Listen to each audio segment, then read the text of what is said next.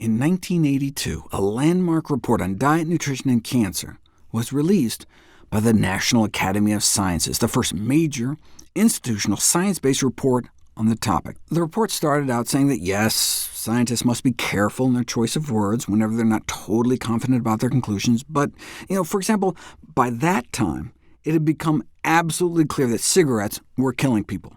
But had the population been persuaded to stop smoking when the association between lung cancer was first reported, these cancer deaths would not now have been occurring. If you wait for absolute certainty, millions of people could die in the meanwhile. That's why sometimes you have to invoke the precautionary principle. For example, emphasizing fruits and vegetables may reduce the risk of several common forms of cancer. We're not completely sure, but there's good evidence. And what's the downside of eating more fruits and vegetables? So why not give it a try? The 1982 National Academy of Sciences report continued, the public is now asking about the causes of cancer that are not associated with smoking. What are these causes, and how can these cancers be avoided? Unfortunately, it's not yet possible to make firm scientific pronouncements about the association between diet and cancer.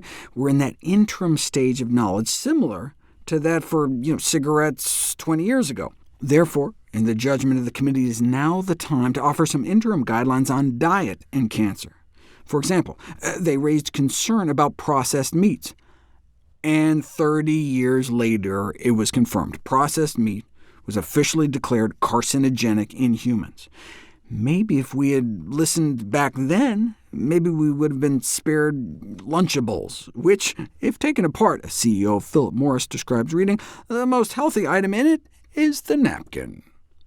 The findings of this diet and cancer report generated a striking level of disbelief from the cancer community and outright hostility from people and the industries whose livelihood depended on the foods being questioned, to the point of accusing one of the authors of the report of killing people, with formally organized petitions to expel the researchers from their professional societies. Clearly, a very sensitive nerve was touched. The American Meat Science Association and other members of the Council for Agricultural Sciences and Technology criticized the report. Yeah, maybe it would save lives, but the recommended reductions in meat consumption would sharply reduce incomes to the livestock and meat processing industries. The fruit and vegetable industries would clearly benefit if consumers were to implement the guidelines. However, fruit and vegetables account for less than 15% of cash receipts. Most of the money is in cattle, hogs, poultry products, feed grains, and oil crops.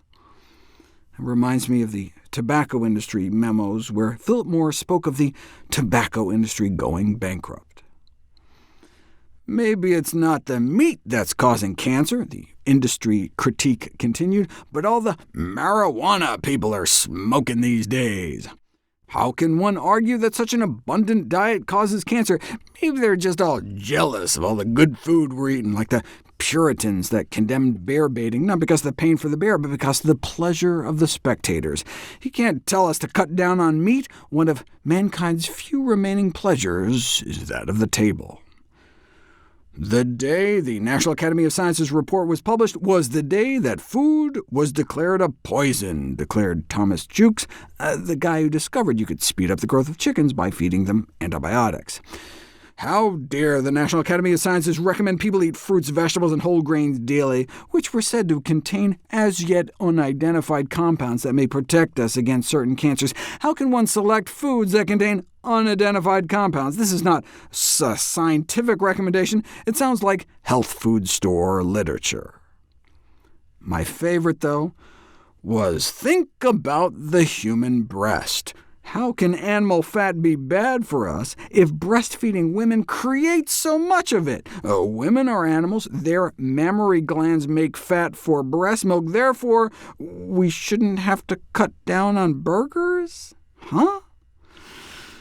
So anyway, what does the latest science tell us about nutrition and cancer? What are the other 5 recommendations? We talked about eating more fruits and vegetables.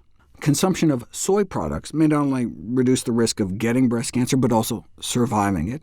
And then in terms of dietary guidance suggestions on foods to cut down on, where evidence is sufficiently compelling, include limiting or avoiding dairy products to reduce the risk of prostate cancer, limiting or avoiding alcohol to reduce the risk of cancers of the mouth, throat, esophagus, colon, rectum, and breast, avoiding red and processed meat to reduce the risk of cancers of the colon and rectum, and avoiding grilled, fried, and broiled meats to reduce the risk of cancers of the colon, rectum, breast, prostate, kidney, and pancreas. And in this context, they're talking about all meat, including poultry and fish.